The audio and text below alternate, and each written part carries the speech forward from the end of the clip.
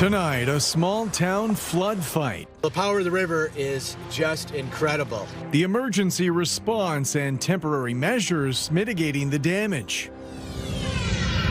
Plus, taking on Ticketmaster, the provincial plan to cap resale prices, but will that be more affordable for fans? If I'm the original seller, why don't I just jack up my price? I can fill the place at 160, so why am I selling at 100? And a mother remembered. She was, a ray of sunshine, always happy, making people laugh. The search for answers and closure for loved ones.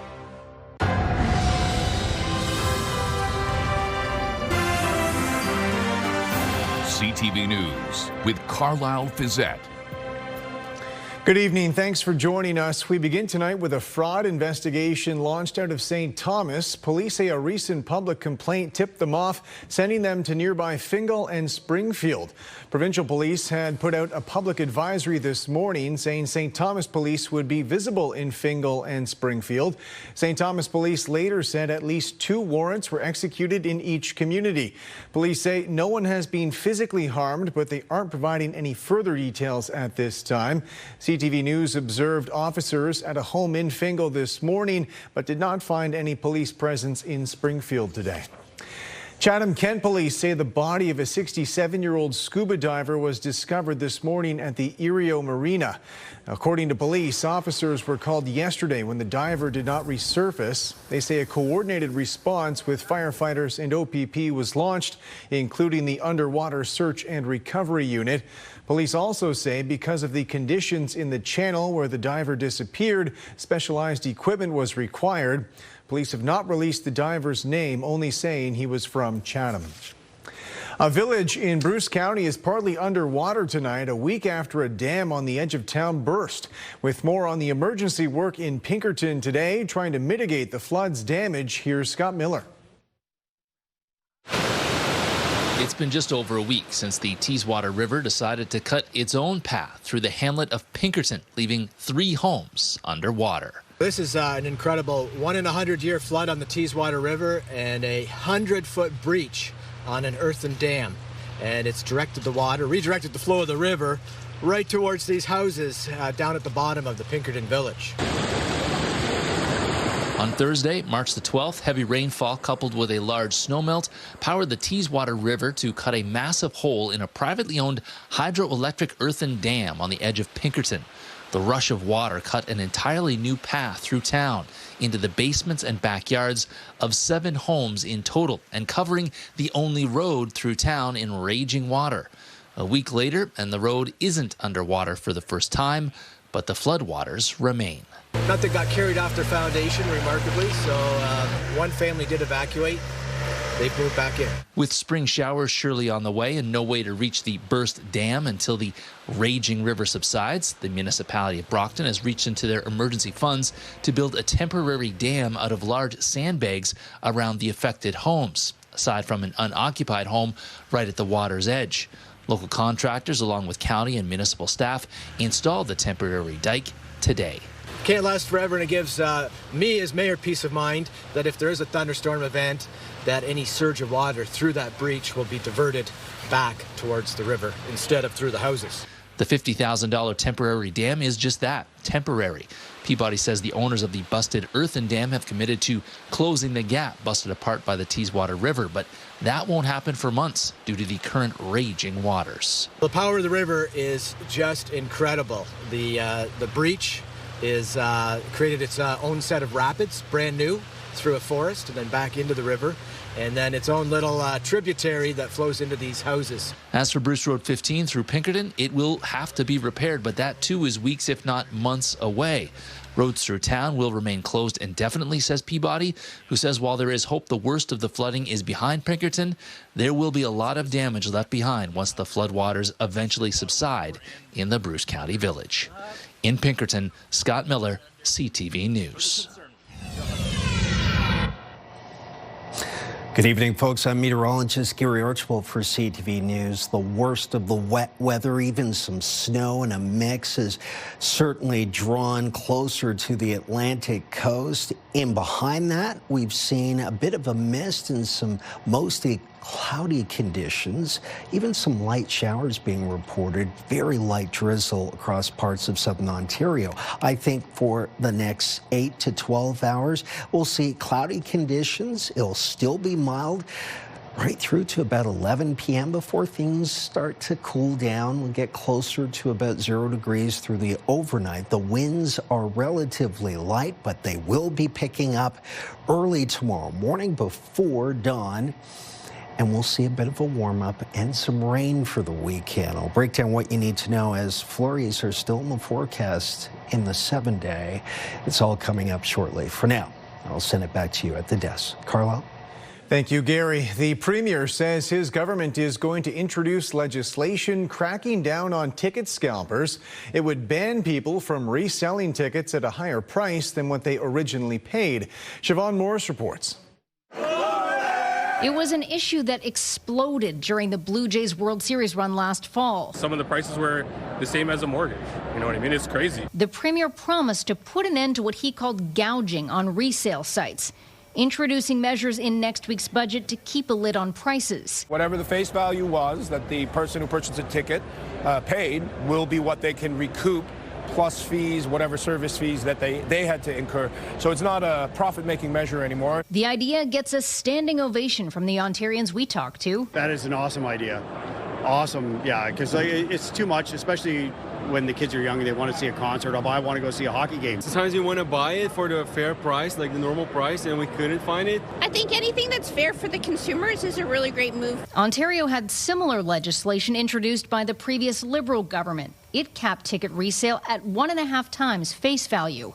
When Doug Ford's Progressive Conservatives took over, what they chose to do was scrap that, and now he wants to come in, riding in on a white horse, in order to fix this. Ticketmaster and its parent company Live Nation welcome the changes, but there's worry. If I'm the original seller, why don't I just jack up my price? So a $100 baseball ticket now becomes $160 because, well, I can fill the place at $160, so why am I selling at $100? Ticket resale marketplace SeatGeek also anticipates higher prices and other problems, warning when resale is artificially capped below market value, tickets migrate away from transparent, regulated platforms and into informal channels where consumers have no recourse if something goes wrong.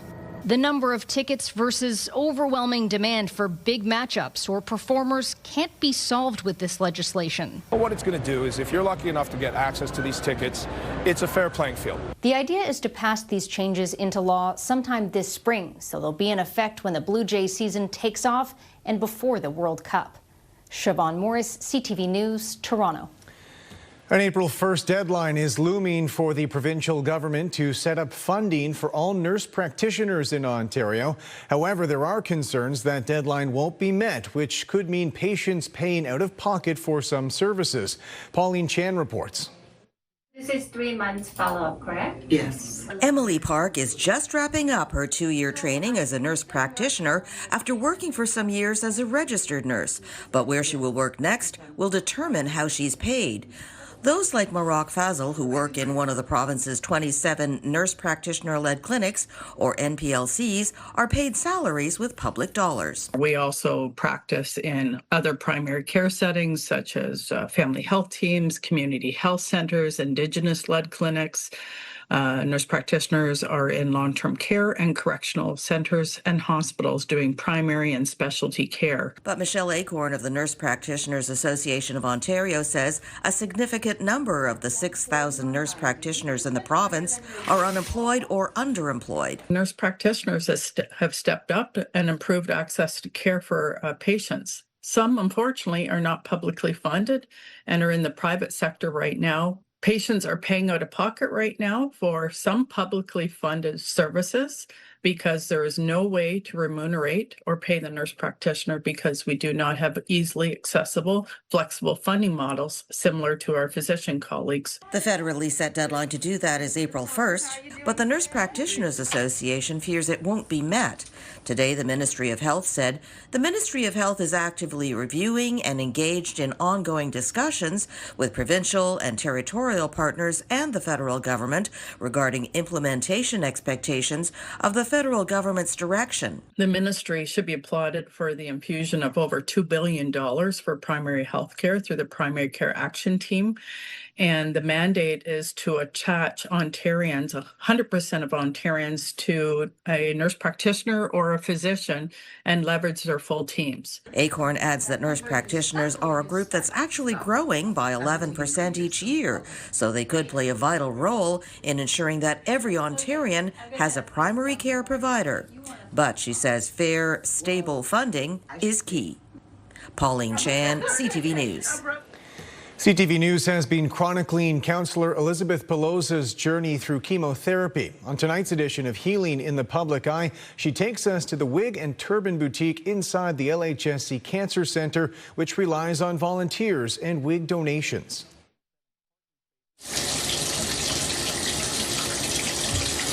Your sink is inherently full. You get up and your pillow is covered. So it was time for this. So really grateful today to come in for the opportunity. Maybe we'll try this one today. Sure. We're at the Wig and Turban Boutique at the Verspeten Cancer Centre in London. They can come and pick out a wig for themselves, or they can also have a number of turbans or scarves. I certainly have never wore a wig before, so even the process of how to put on a cap and then the fit and the hairline is something that I really appreciate someone walking me through. It's private in front of a mirror, and they're often with family members, whether it's a spouse or their children or girlfriends. This scarf, for instance, is wonderful. Someone donated them and sewed in a piece of material to help protect the woman's scalp. Last year, we had 1,500 wigs that were borrowed. One of the biggest things you lose to this process is there is nothing in your control. There is nothing you're in charge of.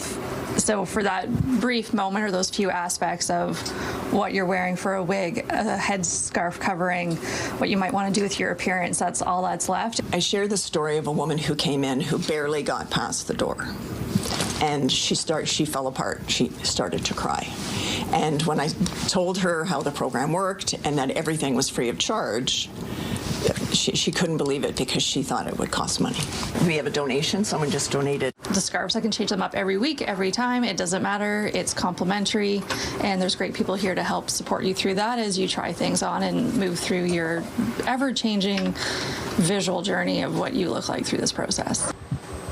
I like it. All right, we're batting 1,000 today. It's a very intimate experience. So, with both this position and my other volunteer position, I feel it's an honor for me to be able to help. It's not so bad. Volunteer services is always in need of volunteers. We're open from 9 in the morning till 3 in the afternoon, so there's 2 shifts. This is our community giving back, and it's not just to Londoners. This is a regional facility. It's given with love and care. The mother of a London woman found dead last month is remembering her daughter, mourning her loss, and hoping her story will make a difference. Lauren Stallone reports. Jessica Rose Baker was a vibrant 37-year-old woman. Her family describes her as someone who would do anything for anyone. She's the type of person that would give the shirt off your back kind of thing. The mother of 4 worked as a bartender where she touched the lives of many people. She was, a ray of sunshine, always happy, making people laugh. Jessica was found dead near King and Maitland Streets in London on February 17th. According to police, a 55-year-old man has since been charged with 1 count of improper interference with a dead body. I feel like a failure as a parent. There's a lot of things like I should have, could have, is there something I could have done? Jessica's mother, Angela, says if given the opportunity, she would have died to save her daughter. I was cheated out of that, so to speak. Baker says her daughter's death should serve as a reminder of the many Indigenous women gone too soon and the stories that still need to be told. The world is very dangerous. It doesn't matter what kind of lifestyle you live. It's dangerous. Even in her death, Baker says Jessica's story will help others, a legacy of kindness and a reminder that no one has to face their struggles alone. If you're in crisis, there's lots of services out there. And no matter how scared you are, just reach out kind of thing. Lauren Stallone, CTV News. The sister of a Windsor woman who was murdered earlier this month is speaking out. She says her sister dealt with death threats for years and is criticizing police for not acting sooner. Kate Otterbein reports. In the wake of her sister's murder, Alicia Greywall telling CTV News her family is devastated. It's very difficult that time because my mom was crying very badly on that time. We are so close. She used to tell me everything and I used to tell her everything. Like we are like best friends. It was the evening of March 3rd when Nancy Greywall was stabbed to death outside a home in LaSalle. A personal support worker, she was leaving the home of a client when she was attacked. Her sister, speaking to CTV News from India, says she and Nancy's mother knew something was wrong when they didn't see her arrive home through her security camera. Mom and me was thinking there is some accident on road happened or something else because in 7 years this is nothing happened. She never picked our calls. We are so worried.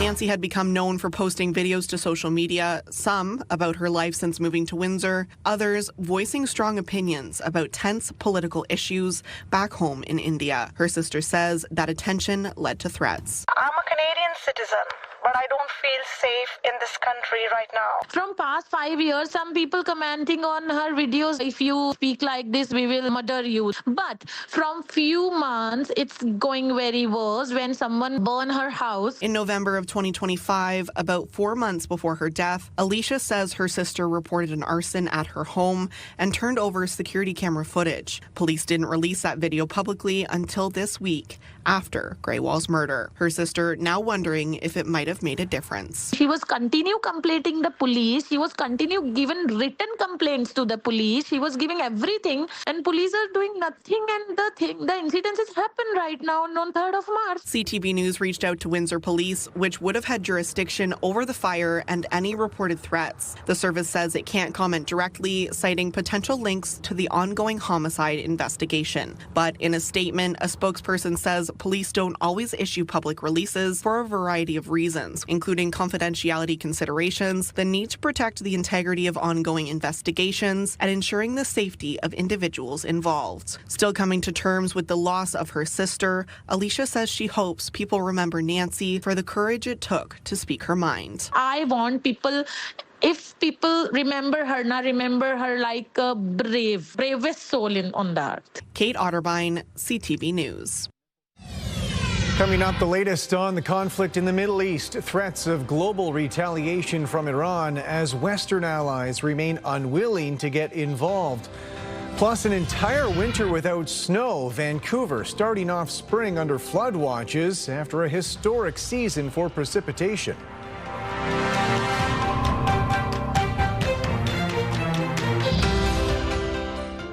Download the CTV News app and stay on top of local stories as they unfold. We begin tonight with Ontario's latest. Customize your feed and watch live wherever you are. ctvlondon.ca, your home for news. Welcome back. Iranian authorities issued a threat today of worldwide attacks while declaring they're still building missiles 3 weeks into the war with Israel and the U.S.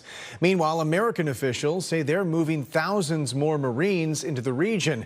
With the latest, here's Judy Trin. American warplanes and attack helicopters are striking more Iranian targets in efforts to reopen the Hormuz Strait. The United States is also sending 3 more warships and 2,500 more Marines to the Persian Gulf. No force on earth can beat the American sailors or the American military.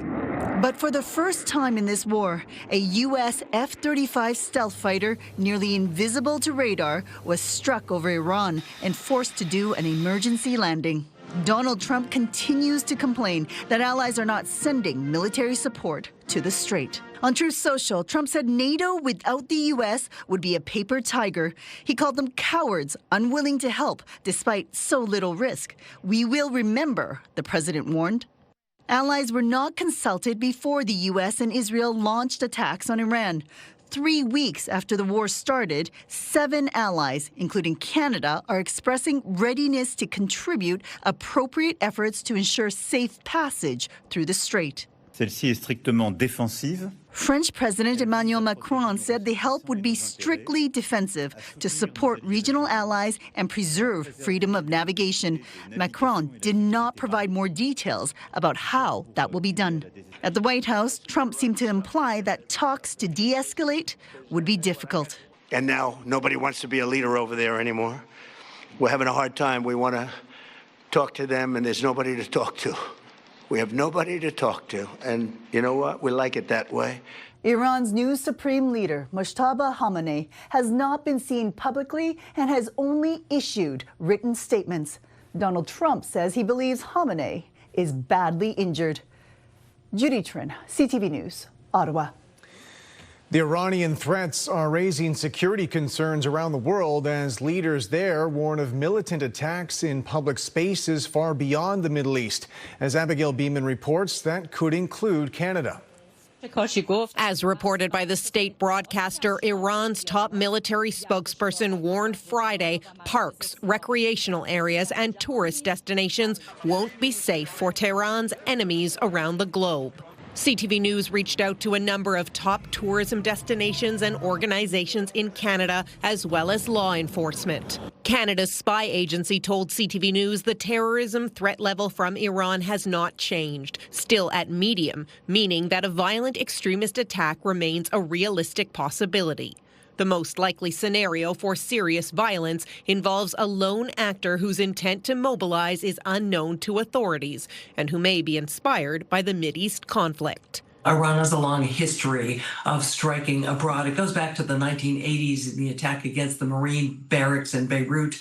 In the 90s, there was an attack against a Jewish center in Argentina. We have to obviously be concerned because we know that the IRGC has capabilities globally. They work with organized criminal groups to do targeted killings through transnational repression. This international security expert says he is most worried about the upcoming World Cup, with thousands attending and the eyes of the world on the U.S., Mexico, and Canada. I know already that counterterrorism agencies and those that are working on security for the World Cup have had to factor in the Iran dynamic now. And also Iran is qualified to play. Canada's Tourism Industry Association declined an interview, but told us in a statement they're concerned about any threats that could impact travelers, tourism workers, or destinations, saying they're monitoring official Government of Canada advice carefully and encouraging others to do the same. Abigail Beeman, CTV News, Ottawa. Many in our region are happy to see winter come to an official end after a shovel-filled season and some bitter cold stretches. But it was a very different story on the West Coast. As Andrew Johnson reports, for the first time in decades, there was no snow of any consequence in Vancouver. It's been raining this week in Vancouver, a lot. And on this first day of spring, fresh blossoms are already foreshadowing more beauty to come. Sounds like a normal West Coast winter, but this year, something was missing. We did not receive measurable snowfall at the Vancouver airport this winter. Vancouver doesn't get a lot of it, but every winter for decades, there's been at least 1 centimeter of snow on the ground at some point at YVR. Not this season, for the first time since the Queen was in town to open the city's new domed stadium. The year was 1983. The winter of 2025-26 has also been warm. In Vancouver, it was a very warm winter. Our mean temperature was 6 degrees. The normal mean temperature is about 4.3. Now, we could decide to have some fun with that at the expense of our eastern neighbors who got buried this winter. It was crazy. Like, we haven't had storms like that in a long time. But we wouldn't do that. Shocking, to be honest.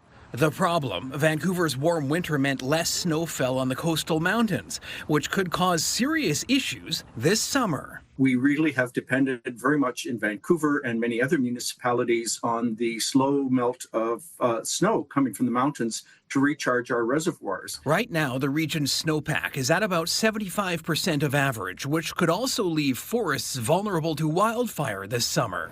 At least that's the way things look now. Experts point out if the West Coast experiences a wet spring, particularly in June, which has earned the nickname January for its reputation of dampening the ground and spirits ahead of summer, water levels could be just fine. Andrew Johnston, CTV News, Vancouver. Back with Gary Archibald now on this first day of spring. Gary, how's the weekend looking? Weekend's not so bad, but I can't rule out Sunday being a bit wet.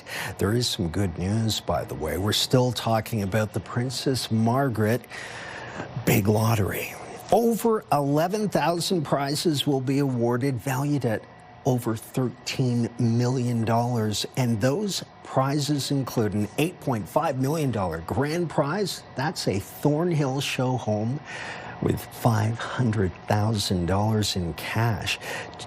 A $2.6 million early bird prize, a Halliburton lakefront cottage, plus $50,000 in cash, plus a lineup of luxury vehicles, worldwide vacations, and much more. So, of course, you want to buy your tickets before midnight tonight to be eligible to win the $1.7 million bonus prize, which is a luxury Toronto condo and $50,000 in cash. Every ticket gives you a chance to win life-changing prizes and help fund life-saving cancer research at the Princess Margaret. Visit the website, princessmargaretlotto.com, or call 1-866-631-1234. Okay, so this weekend, we're hopeful that temperatures continue to be on the mild side, which they will be, but I think there's a brush with some showers possible. Today was warm throughout southern Ontario. Case in point, here today, reaching a high between 11 and 12 degrees within the city limits here in London. That's 7 degrees above seasonal. Right across the board, we're seeing more of that orangey yellow color, indicative of warmer temperatures. 15 in Windsor right now, 13 in Chatham-Kent, 7 at the airport in London along the 401 corridor. It just gets cooler. 6 in Waterloo, Cambridge and Guelph down about 5. The winds, a bit blustery late tonight, pre-dawn, and then picking up again Saturday through the late stage of the afternoon. I would say breezy.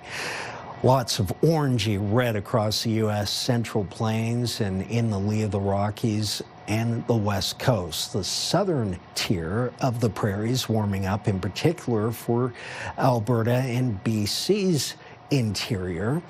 And so too on the coast. Well, we're going to tap into some of that warm energy, and it's coming our way, in particular for Sunday. The worst weather is now leaning over the Atlantic coast, and behind me, and behind it, this cold front will usher in some colder air through the overnight. I'm anticipating temperatures to be closer to about +1 or 2 as we head towards pre-dawn tomorrow morning. Cloudy conditions and a light breeze will dominate much of southern Ontario. So not a lot of precipitation anticipated in the next 12 to 14 hours, so that's some good news. Temperatures are going to rebound tomorrow, and then we're going to see a bit of unstable air mass. This area of low pressure, a short wave, it just gets a little hitch on the jet stream, gathers some moisture, and instability converts into clouds, bearing, at least in northern central Ontario, some snow. That will be the yield there. Rainfall tallies, and this is just a prognostication, a simulation of the next 24 hours. It looks like the rains will be light and just to the north and east of the city of London. If we do see rain at all late Saturday into early Sunday morning, it's of that drizzly, misty form. Tonight, partly cloudy conditions down to about +1 by midnight and a bit breezy. Here's the 7-day outlook I've put together. Highs and lows anticipated. 7 degrees and cloudy on Saturday. That's a couple of degrees above average for a daytime high. A bit warmer, might even reach 10 or 11 degrees in and around the city of London, but showers in the morning. Monday, colder and down to 2 degrees with flurries changing over to rain. Tuesday, Wednesday, Thursday, we're up, then down, then up again. And could see some more flurries, that mix of flurries and rainfall. The Midwest, tomorrow cloudy, High of 8, and rainy on Sunday, cooling off in flurries, and that mixture dominating much of the work week for most, Monday through to possibly Friday.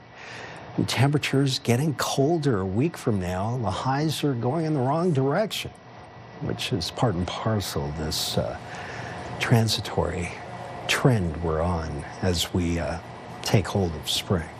Carlyle? All right, Gary, thanks very much.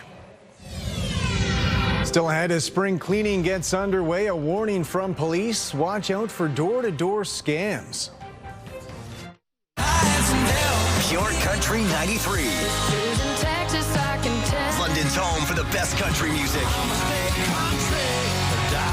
Listen for your chance to win $50,000 with Pure Country's Big 50K Payday. From the world stage to Canada Life Place, Canada's champions are coming to London. Don't miss Stars on Ice skating into the Forest City on May 3rd, featuring Piper Gillies, Paul Poirier, and more. Enter online at ctvlondon.ca for your chance to win a pair of tickets.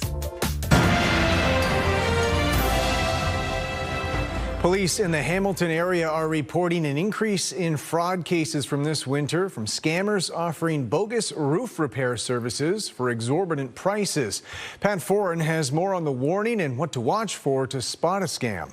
Colleen McMichael says contractors came to her door and offered a free roof inspection. They claimed her home was in such poor shape, her roof was about to collapse. She spent almost $50,000 on shoddy repairs. They were really pushing me and, yes, frightening me into thinking that something devastating would happen to the roof and to my house if I didn't take care of it. Someone also knocked on Leslie Bentley's door offering a free inspection. He claimed her roof was in terrible shape and about to cave in. The scammer charged her $7,000 and tried to get her to pay $27,000 more. I think I started to cry.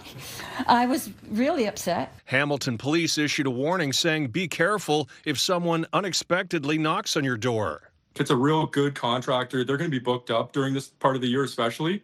So if they just happen to be in your area and they want to help you out with your house, be wary of that. Warning signs of renovation scams include unsolicited door-to-door offers, sudden price increases once work begins, high-pressure sales tactics, unmarked vehicles and mismatched company names, and poor quality rushed unfinished work. In the roofing scam, the contractor may actually wreck your roof to convince you it needs repairs. They'll come down and show you pictures of what you're actually dealing with. And they deceive you. They make you think that that's how your home actually is, but they've actually caused the damage, and they're the ones that want the work. To protect yourself from scams, get multiple estimates, research the company, avoid large upfront payments, don't pay in full until the job is completed, get a written contract, and take your time. Police say as the warm weather arrives, they expect driveway paving scams will begin. Fraudsters may use cheap materials, do a poor job, and then leave debris behind for the homeowners to deal with. Pat Foran, CTV News. Mars Canada is investing $180 million to expand and modernize its Ontario operations with major impacts in Newmarket and Bolton. A $40 million upgrade has been announced for Newmarket, increasing production there. Company officials say they'll spend $86 million in Bolton, just north of Toronto, to boost pet food production. They also say these investments will support more than 1,800 workers across the region. Markets in Canada and the U.S. closed the week trading lower while oil went up. In Toronto, the TSX lost 537 points. In New York, the Dow fell 444 and the Nasdaq dropped 443. The Canadian dollar gained a modest 0.06 of a cent. On commodity markets, gold lost almost $31 an ounce. Oil added $2.68 a barrel. Later on CTV News, Canadian doctors and their social media antidote for medical misinformation. Lured by lies, trapping Canadians. She's a 19-year-old girl. W5 uncovers a crime syndicate, hunting for traffickers. They just asked me to find people for them. Watch W5, Saturday at 7 on CTV and Crave. Welcome back. A new episode of Leading London premiered this week on our website. It's a conversation with Sarah Campbell, Executive Director for Ark Aid Street Mission. Here's another excerpt from that interview. There's a faith aspect. Can I ask to what extent that influences your services? Well, certainly. The Ark is a historically Christian faith-based organization and still has those roots. I say that we're grounded in love, and that source comes from outside of our organization, from our spiritual background as an organization, and yet we seek to share the good news through how we serve together. And so it's a great place for churches and faith communities across the city to come together to do what churches are meant to do, which is to serve the poor and feed the hungry. And so we do have actually over 600 volunteers as an organization that help to provide these services. And our faith background is really largely in service. And of course, we invite people to connect to churches through our organization as well. Do you find that complicates, in, I imagine, not many cases, that does influence some people's maybe hesitancy to reach out to certain services? Certainly. One of the things that we're very mindful about, we open spaces within churches, and for example, we know for some people a church can be a triggering environment. Exactly. Yeah. They've had a history and it's not the greatest option for them. So it's important to us that we don't only operate in church spaces, that we have more than that type of outlet, but more importantly, that we recognize that might be triggering or trauma and help people find the right place to go. Sure. So that's why, again, saying it's not one organization to do everything. It's us with our partners to really look at the issues of the day and work together to stretch whatever resources we have to meet this growing need in our community. For my full interview with Sarah Campbell, you can head to our website, ctvnewslondon.ca. NASA teams moved their Artemis 2 rocket to the Cape Canaveral launch pad, still on track for their targeted rollout date. They had previously said this was to maintain their current launch date of April 1st. The transition to the launch pad took about 12 hours using a specialized transporter. This is considered a significant milestone amid NASA's preparations for the first crewed lunar orbit mission in more than half a century, which of course will feature local astronaut Jeremy Hansen. Monday on CTV News, partnering for the health of our watershed, the major local employer working with the Upper Thames River Conservation Authority. Details Monday on CTV News at 6. Let's look at our CTV News weather snapshot. A bit of frost there on the window. Beautiful image. Thank you to Nancy Coughlin for sending it in. Expect a cool and chilly night, a bit breezy as well. Cloudy conditions late tonight into tomorrow morning, and a cloudy Saturday. Rain's expected in particular for Sunday. Wherever you are, enjoy your first spring weekend and your weather. Residents in parts of the Cuban capital are collecting water from tanker trucks in the midst of electricity and fuel shortages. People have been lining the streets of Havana with buckets. Residents say a lack of running water means they have to wait for it to be delivered, then carry it home and boil it before drinking. Cuba's electricity grid suffered another collapse this week, leaving much of the country without power, putting more pressure on water distribution systems. Meanwhile, American authorities say Cuba will not be allowed to receive crude oil from Russia. 2 tankers are reportedly on their way to Cuba carrying oil and gas. The imports are necessary for the island's power generation systems. Gasoline sales have been strictly rationed, creating a black market with gas selling for 6 times its original price.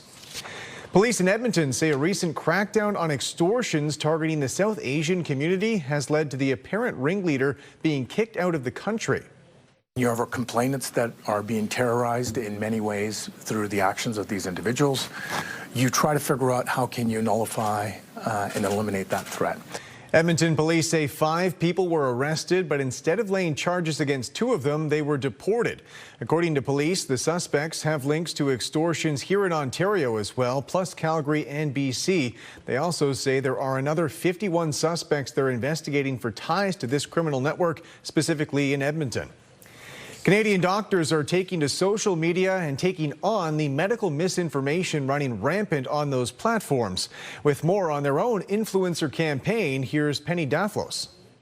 At first blush, they seem like a lot of reels on social media. Stop doom scrolling. But this isn't just entertainment. I have no idea what the hell I'm saying. It's actually a very thoughtful move targeting medical mis- and disinformation. It's a real skill set to be able to explain things in the types of language that anybody will understand. The Canadian Medical Association has a growing team of influencers taking facts to Canadians on the social media platforms where they already spend time. We need to make sure that we're interesting enough that people are engaging and wanting to watch videos, wanting to understand what we have to say, while still making sure that you are providing the evidence, that you are making sure that your advice is sound. The videos range from basic info about hospitals to highlighting the absurdity and harms found in the wellness industry. Do not put strange things into your vagina. Super surprised at some of the videos of mine that have taken off. Like I have one about constipation that tens of thousands of people have watched, and I'm like, really? Okay, great. Rita McCracken is a family doctor in Vancouver, quickly growing her online presence with evidence-based communication. I'm glad to have a chance to speak to folks and to use my training and my ability to parse through the evidence. There's all these different incentives for people to monetize misinformation and really very few guardrails to protect against it. Wes Regan is studying these issues at UBC and is giving the Healthcare for Real project top marks for tackling everything from juice cleanses to artificial intelligence to adult ADHD diagnoses. It comes off as authentic, which I think is important because a lot of the issues of trust often boil down to people feeling that these large institutions are these distant, opaque, big machine. Because behind those cheeky videos, 'tis but a scratch, are serious messages about pricey or even dangerous alternatives. She was afraid of getting vaccinated blood. So this became a very life or death situation for this individual because of misinformation. Another reason to take a good look at whose information you're absorbing. Penny Daflos, CTV News, Vancouver. Actor and well-known martial arts figure Chuck Norris has died. Norris starred in many independent action and martial arts films. He also starred in the long-running TV series Walker, Texas Ranger. According to Norris's family, he suffered a medical emergency earlier this week in Hawaii and died yesterday. Norris had actually turned 86 earlier this month and had posted a boxing video online. I don't age, I level up.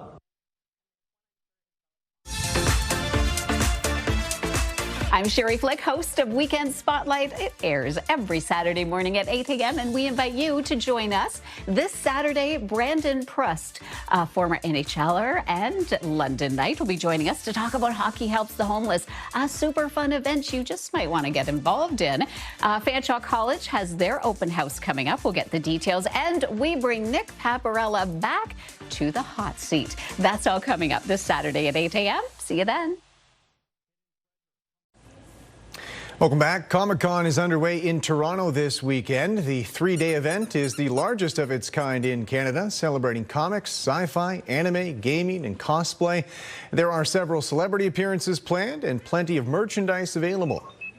Well, I'm a big fan of Lord of the Rings, and I'm a big fan of events like this. I'm a mixture of Minato, the Fourth Hokage, and Gundam.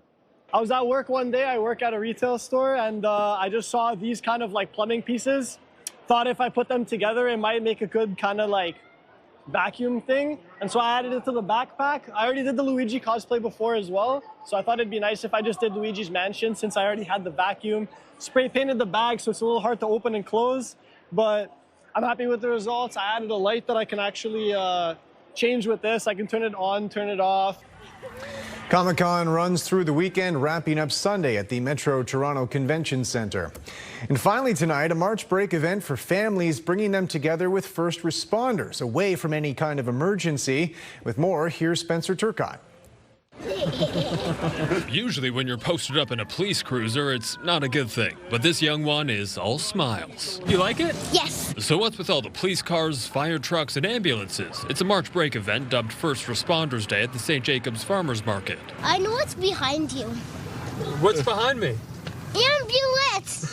So we use this chance to let the kids play around with the equipment, and they get to see some of the cool technology that we have. Families get a hands-on experience with the tools and become more familiar with what first responders do. It's also a great time to ask us questions, because not very often are we able to answer the questions for the public, because we're responding to emergencies at the time. Families see the value in it too. Yeah, we need these people and this equipment to help in the case of of an accident. Some are even eyeing a career in the field after today's exposure. A police officer. Others are here to admire the massive vehicles and see what they're capable of. Is perfect for this guy because he's obsessed with all forms of transportation right now. There are also kids who are just speechless.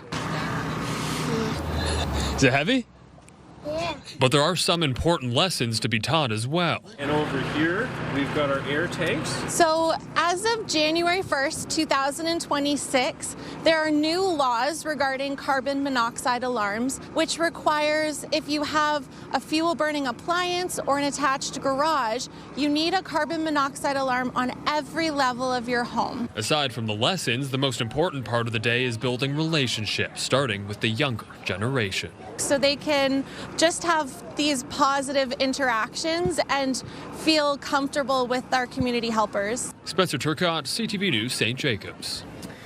And that's it for us. Thanks for watching. For your latest local headlines, you can always head to our website. For all of us at CTV News London, I'm Carlyle Fiset. Have a great weekend.